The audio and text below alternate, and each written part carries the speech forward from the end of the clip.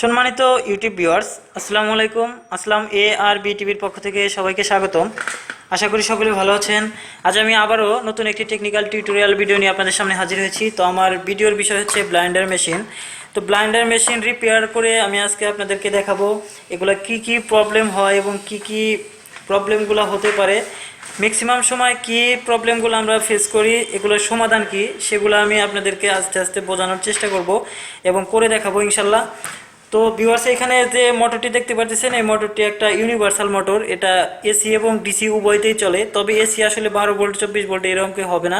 তো এটা যদি আমরা এসি যে পরিমাণ ভোল্টেজ দিতে হয় ওই পরিমাণ ডিসি ভোল্টেজ সাপ্লাই দেই, তারপরেও এই মোটরটি চলবে, যেহেতু এটা ইউনিভার্সাল মোটর। যেমন grinding machine, drill machine, blender, এগুলো একই ধরনের মোটর, ইউনিভার্সাল মোটর বলা হয়। তো এই মেশিন সম্পর্কে আমি এখন বিস্তারিত দেখাবো আপনাদেরকে। তবে তার আগে আমার ছোট্ট একটি রিকোয়েস্ট, আপনি যদি আমার চ্যানেলে নতুন হয়ে থাকেন, অর্থাৎ সাবস্ক্রাইব করে না থাকেন, তাহলে অবশ্যই চ্যানেলটি সাবস্ক্রাইব করবেন এবং পাশের বেল আইকনটি নতুন নতুন ভিডিও সবার আগে দেখতে অন করে রাখবেন। তো ভিউয়ার্স, আমার এখানে যে ব্লাইন্ডার মেশিনটি রয়েছে, এটা দেখেন 4 in 1, অর্থাৎ 4টা সেট রয়েছে এখানে, অর্থাৎ মশলা করার জন্য এবং ব্লাইন্ড করার জন্য বিভিন্ন রয়েছে 4টি। তো এখানে এই যে একটি পট রয়েছে। তো এটাগুলা আমরা যেগুলা ইউজ করে থাকি এগুলো বিভিন্ন ওয়াটের হয়ে থাকে। মোটরটি একটু ওয়াট কম বেশি হতে পারে। তো যাই হোক, সব কিছুর একই সিস্টেম। তো এটা আসলে ভালো আছে, আমি আপনাদেরকে চালিয়ে দেখাচ্ছি। এটা আমার আসলে প্রবলেম নাই, তবে কি প্রবলেম হয় আমি আপনাদেরকে দেখাবো। আর পরবর্তীতে যদি আমি পাই তাহলে একটা যে সমস্যা থাকবে সেটা আমি সমাধান করেও আপনাদেরকে পরবর্তীতে দেখাবো। তো আজকের যে বিষয়টি, এটা আসলে মোটরটি খুবই ভালো আছে, কোনো সমস্যা নাই, আমরা এটা ব্যবহার করব, তাতেও কোনো সমস্যা হবে না। তো এখানে দেখতে পাচ্ছেন যে তিনটি সুইচ রয়েছে, যেটা দ্বারা আমরা এখানে সুইচিং করলে হবে। তো এই সুইচের ভিতরে দেখেন এখানে রয়েছে একটা রয়েছে পুশ। এটা পুশ করলে আমরা শুধু এই পাশে দেখেন, পুশ করলে এটা অটোমেটিক ফুল হয়ে যাচ্ছে, অর্থাৎ এটা আমরা কয়েক সেকেন্ডের জন্য ধরে রাখবো। যে সময় যে দেখা যাচ্ছে যে শরবত করার পর বা ব্লাইন্ড করার পরে মিক্স করার জন্য সাধারণত এটা করা হয়।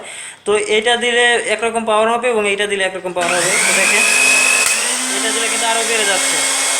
তো এইটা কন্ট্রোলের জন্য এই পাশে রয়েছে একটা ডায়োড। তো ডায়োডটির নাম্বার হচ্ছে IN4007। আমরা এটা হয়তো দেখেই বুঝতে পারছি। তো আমি পাওয়ার সাপ্লাইটা অফ করে দিচ্ছি, তারপরে আমি বিস্তারিত আপনাদেরকে দেখাচ্ছি। তো ভিউয়ার্স, আমি এখানকার পাওয়ার সাপ্লাইটা অফ করে দিলাম, অর্থাৎ খুলে দিচ্ছি। এই পাশে দেখেন খুলে দিচ্ছি, তো আমার নিরাপত্তার জন্য। এখন আমি বিস্তারিত আপনাদেরকে দেখাবো। তো এইখানে যে মোটরটি রয়েছে এটা কিন্তু ইউনিভার্সাল মোটর আমি বলেছি। তো এই ধরনের মোটরগুলা কার্বন ব্রাশযুক্ত থাকে। তো এখানে দেখেন একটা স্ক্রু রয়েছে যেটার সাথে শেপটা লাগানো। তো এটাকে আমি খুলে নিচ্ছি।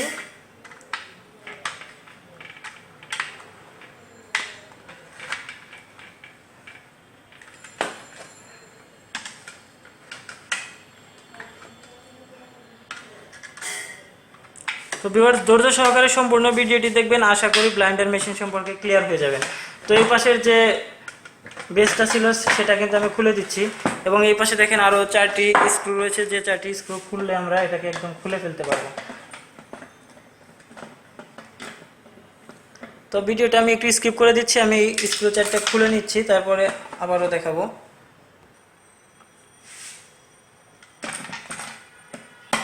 তো ভিউয়ার্স, স্ক্রু 4টা আমি খুলে দিলাম। তো এগুলা রিপেয়ার করার সময় অবশ্যই স্ক্রুগুলো অনেক গুরুত্বপূর্ণ। একটা স্ক্রু হারিয়ে গেলে পরবর্তীতে মিলানো একটু কষ্ট হয়ে যায়, তো এগুলো আমরা সাবধানে রাখবো।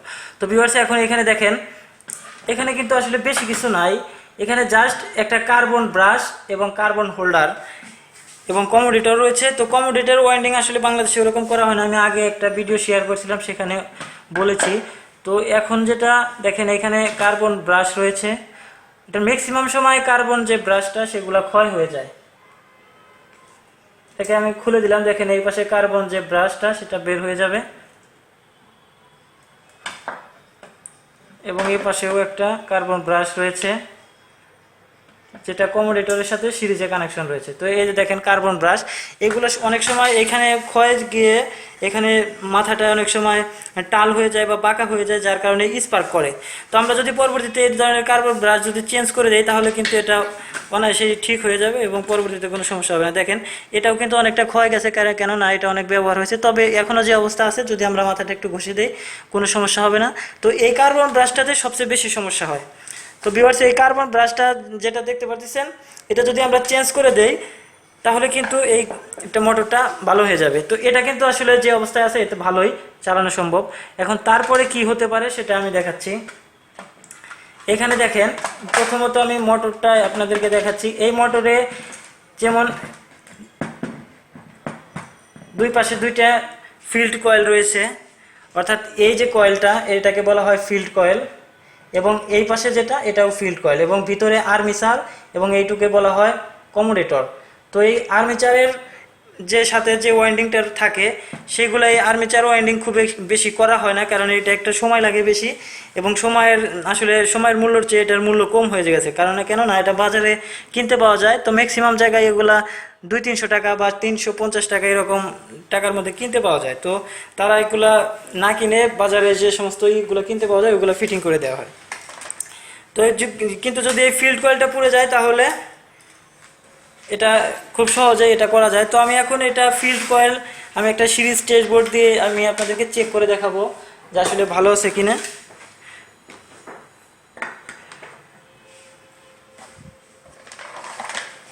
তো আমি সিরিজ টেস্ট বোর্ডটা অন করে দিচ্ছি।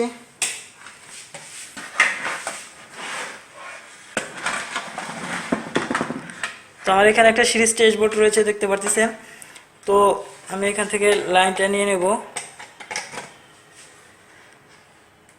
তো সিরিজ দিয়ে আমি চেক করে দিচ্ছি আসলে এই কয়েলটা যদি পুড়ে যায় তাহলে আমরা এই কয়েলে দেখেন দুইটি টার্মিনাল রয়েছে, এই একটি টার্মিনাল এবং এই কয়েলটা শেষ একটা প্রান্ত সেটা এখানে লেগেছে, অর্থাৎ এখানে দেওয়ার পর দেখেন এখানে কিন্তু ম্যাগনেট হচ্ছে, হালকা একটু শব্দ হয়, আসলে আপনারা বুঝতে পারতেছেন কিনা জানি না। তো এটা যদি কন্টিনিউটি না থাকে অর্থাৎ কয়েলটা পুড়ে যায়, এই ম্যাক্সিমাম সময় এই কয়েলটা পুড়ে যেতে পারে এবং এই কার্বন ব্রাশ ক্ষয় হয়ে যায়। তো কার্বন ব্রাশ যদি চেঞ্জ করে দেওয়া হয় ঠিক হয়ে যায়। তো এই ফিল্ড কয়েল যদি নষ্ট হয়ে যায় তাহলে কয়েলটা কিন্তু এখানে যে টার্ন সংখ্যা আছে এবং গেজ সংখ্যা খুব সহজেই এটা এখানে খুলে এটা চেঞ্জ করে দিলে ভালো হয়ে যায়। তো এইভাবে আমরা চেক করব যে এটা ঠিক আছে কিনা। যদি এই কয়েলটি পুড়ে যায় তাহলে অনেকটা গন্ধ লাগবে এবং কালো দাগ হয়ে যাবে, সেটা দেখেও বোঝা যায়।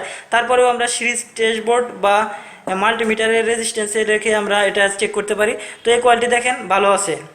এখন পরবর্তীতে একইভাবে আমরা একই নিয়মে এই পাশেরটাকে চেঞ্জ করে দেবো, দেখবো ঠিক আছে কিনা।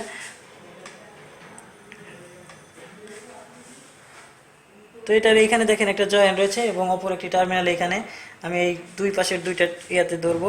তো এটা আসলে যেহেতু চলছে আমরা জানি যে ভালো আছে, তো তারপরেও আমি শুধু আপনাদেরকে টেস্ট করে দেখাচ্ছি। দেখেন এটাতেও কিন্তু ভালো আছে। তো যদি ভালো না থাকতো তাহলে বাতি জ্বলতো না, এর মানে সেটা সমস্যা। আমরা সেটাকে এখান থেকে খুলে এখানে দেখেন এই যে খুলে এই সেটটা খুলে এখানে স্ক্রুটা খুলতে হবে, এটা খুলে আমরা এখান থেকে বের করে দিয়ে জাস্ট এটাকে লাগিয়ে দিলেই গেজ সংখ্যা এবং ট্রান সংখ্যা অর্থাৎ পেজ সংখ্যা এবং গেজ সংখ্যা মিলিয়ে দিলেই এটা খুব ভালোভাবে আগের মতোই পারফরমেন্স থাকবে। তো ভিউয়ার্স, এছাড়া এইখানে যেটা রয়েছে কন্ট্রোলিংটা, এছাড়া কিন্তু এখানে বেশি কিছু নাই দেখেন। আর এই যে কমোডেটরের কথা বলেছি আমি, সেটা আসলে বাংলাদেশে এখন এরকমভাবে আসলে রিওয়াইন্ডিং করা হয় না, যদি পুড়ে যায় তাহলে চেঞ্জ করে দেওয়া হয়। তো তারপরেও আমি কমোডেটর বিষয়ে একটা ভিডিও শেয়ার করে পরবর্তীতে ওয়াইন্ডিং করে আমি দেখাবো। সেটা হচ্ছে শুধু এই ব্লাইন্ডার মেশিনের জন্য না, যেমন ড্রিল মেশিন, গ্রাইন্ডিং মেশিন, বিভিন্ন ধরনের মেশিন দিয়েই আমি সেখান থেকে দেখিয়ে দেবো আপনাদেরকে।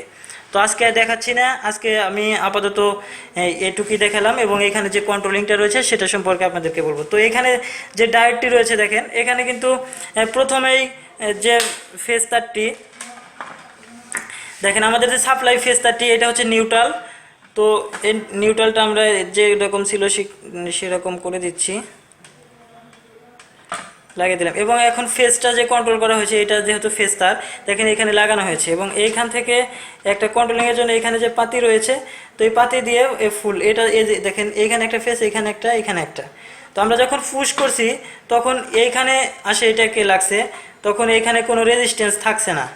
কিন্তু আমরা যখন এইটাতে দিচ্ছি তখন এইখান থেকে এই যে দেখেন এই যে টার্মিনালটি দেখা যায় পাতি, এই পাতিটা যখন এইখানে যখন পুশ করার পরে যখন লেগে যায় এখানে দেখেন যখন লেগে যায় এই যে, তখন এটার সাথে কানেক্ট হয়ে গেল এবং এটার সাথে কানেক্ট হয়ে এইখান দিয়ে এইটার রেজিস্ট্যান্স হয়ে, অর্থাৎ এই ডায়োডের কিছু রেজিস্ট্যান্স আছে, যার কারণে এই ডায়োডের রেজিস্ট্যান্সের কারণে এইখানে মোটরটি আস্তে করে, এবং যখন আবার আমরা এইটাতে দিয়ে দেই তখন সরাসরি পাই, তখন আর এই ডায়োডটা পাচ্ছে না। দেখেন এখন কিন্তু এইটাতে কানেক্ট হয়ে গেছে, এখন এই যে সরি, এখন কিন্তু এটাতে কানেক্ট হয়ে গেছে এবং এখন কোনো রেজিস্ট্যান্স নাই, এইখান থেকে লাইনটা পেয়েছে মোটরটা।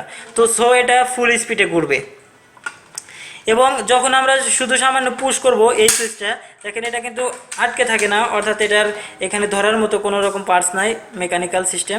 তো যখন আমরা এটা ধরবো এখানে ফুল লোড পাবে, ফুল ভোল্টেজ পাবে, যেহেতু এখানে ডায়োডটা নাই, তো এখান থেকে ফুল পাবে, কিন্তু এটা ছেড়ে দিলে জাস্ট পুশ করলে এটা ততক্ষণই লাইন পাবে, বাট পরবর্তীতে পাবে না। তো ভিউয়ার্স, যাই হোক, আমি আসলে যতটুকু বোঝানোর চেষ্টা করেছি আশা করি বুঝতে পারছেন। তো তারপরেও যদি না বুঝে থাকেন তাহলে আমাকে কমেন্টে জানাবেন, আশা করি বুঝবেন, কারণ এটা ইজি। কারণ আমি আগে যে সমস্ত ভিডিও দেখেছি হাউস অ্যাপ্লায়েন্সের, তো সেগুলোর তুলনায় এটা খুবই ইজি। আর তাছাড়াও ড্রিল মেশিন, গ্রাইন্ডিং মেশিনের ভিডিও আমি শেয়ার করছি, সেখানে আপনারা হয়তো দেখেছেন এটা সেম। তো গ্রাইন্ডিং মেশিনের এগুলো কন্ট্রোলিংটা এরকম নাই, জাস্ট এখানে যে সিম্পল কন্ট্রোলিং। আর এইখানে নষ্ট হওয়ার মতো কোনো কিছুই নাই। এখানে নষ্ট হওয়ার মতো যদি কোনো হয় তাহলে এখানে যে ডায়োডটা আছে সেটা নষ্ট হতে পারে, ডায়োডটা IN4007, এটা চেঞ্জ করে দিলেই হবে। তো ডায়োডের অ্যানোড এবং ক্যাথোড পাশে যেদিকে আছে সেদিকে লাগিয়ে দিলেই হবে। তো ভিউয়ার্স, তারপরে যদি আপনাদের সম্পূর্ণ ভিডিওটি দেখার পরে আমি যে কথাটা সবসময় বলে থাকি, যদি ভালো লাগে তাহলে আপনার মতো অন্য ভাইদেরকে দেখার জন্য ভিডিওটি শেয়ার করবেন, এবং ভিডিওটি যদি ভালো লাগে তাহলে অবশ্যই একটা লাইক দিয়ে যাবেন। এবং আমার নতুন নতুন ভিডিও পেতে আপনার চ্যানেলটি যদি সাবস্ক্রাইব করে না থাকেন তাহলে সাবস্ক্রাইব করে আসলাম এর বিটিভির সাথে থাকবেন। সুস্থ থাকবেন, ভালো থাকবেন। পরবর্তীতে এসে আরও ভালো নতুন ভিডিও নিয়ে আপনাদের সাথে দেখা হবে ইনশাল্লাহ। আল্লাহ হাফেজ।